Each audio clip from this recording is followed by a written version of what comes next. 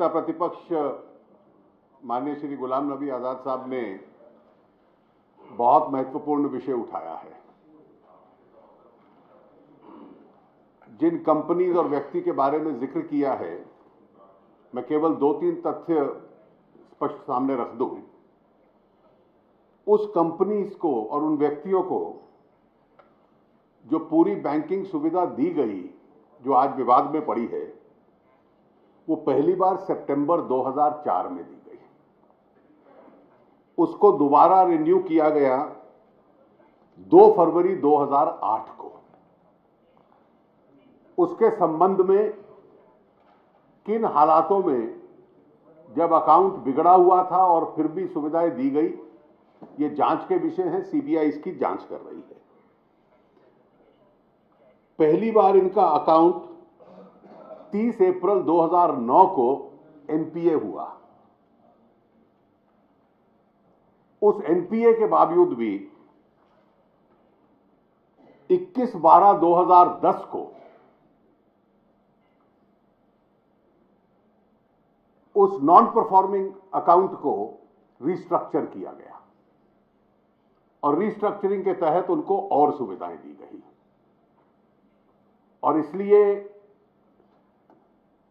ये किस तरह से अकाउंट्स चल रहे थे, क्या क्या सुविधाएं ऐसे लोगों को दी जा रही थी, ये डेट्स अपनी कहानी खुद बतलाती हैं।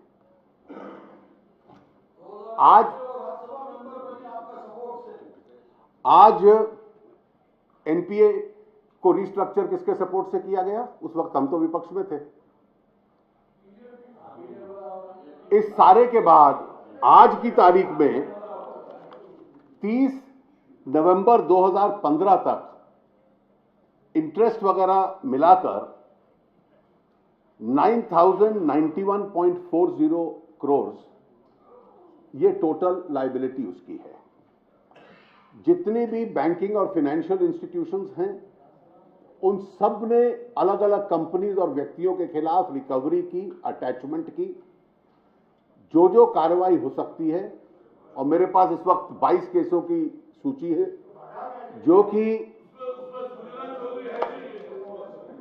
जो कि देश भर के अंदर उनके खिलाफ फाइल किए गए हैं। उन्होंने भी कुछ केसेस फाइल किए हैं। उसके अलावा उनके एसेट्स कई अटैच कर लिए गए हैं और बैंक्स पूरे कदम उठा रहे हैं कि एक एक पैसा जो इन कंपनियों से और इन व्यक्तियों से रिकवर करना है, वो लोग रिकवर करेंगे। अटॉर्नी जनरल ने सुप्रीम कोर्ट में बताया, वो विषय सुप्रीम कोर्ट में है, क्योंकि बैंक सुप्रीम कोर्ट भी मूव किए हैं कि उनको बाहर जाने की उनका पासपोर्ट सीज किया जाए। वो उससे पहले जा चुके थे। आप अगर उदाहरण चाहते हैं तो मैं बहुत उदाहरण दे सकता हूं कि जहां लोग उस दिन कोई आदेश नहीं था उनको रोकने का किसी एजेंसी का।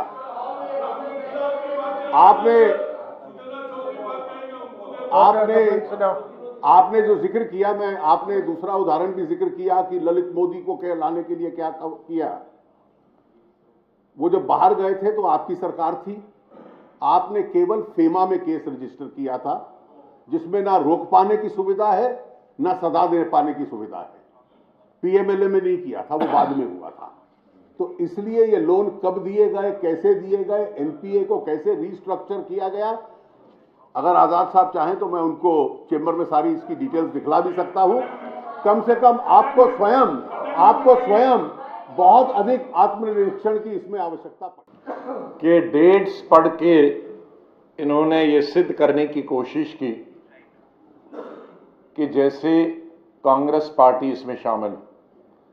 सर, इस साइड में शायद, बल्कि इस साइड मिलाकर शरद जी को छोड़कर सबसे ज्यादा लंबे अरसे में तक और सभी कांग्रेसी प्राइम मिनिस्टरों के साथ इंदिरा जी से लेकर और पिछले मनमोहन जी तक मैं गवर्नमेंट में रहा और रिकॉर्ड है, आज तक हमने एक नए पैसे की भी किसी को बैंक लोन की सिफारिश नहीं की, एक नए पैसे की। तो सत्ता में रहने का मतलब नहीं, ये बैंक वाले गरीब आदमी को अगर 5,000 रुपए लोन लेना है उसका भी 1% लेते हैं। ये बैंक न मनमोहन सिंह जी के में है, न इंदिरा गांधी, न राजीव गांधी, न आपके और मैं हमारे लोगों के तो बिल्कुल ही बस में नहीं थे।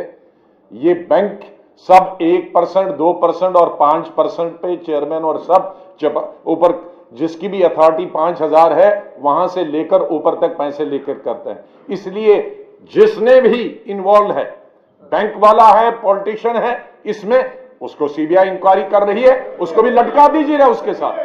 जिसने भी किया है करिए उसके खिलाफ एक्शन लीजिए, लेकिन ऐसा नहीं है कि हम उसमें इन्वॉल्व हैं। लेकिन मेरा ये आरोप था कि अगर मैंने ललित मोदी का खाली उधार दिया कि एक भाग गया, उससे हमको सतर्क रहना चाहिए था कि दूसरा ललित मोदी न बढ़े। ये मेरा उधार। यहां किसी को कोई रास्ता नहीं देता, यहां किसी को कोई रास्ता नहीं देता। मुझे गिरा के अगर तुम संभल सको तो चलो।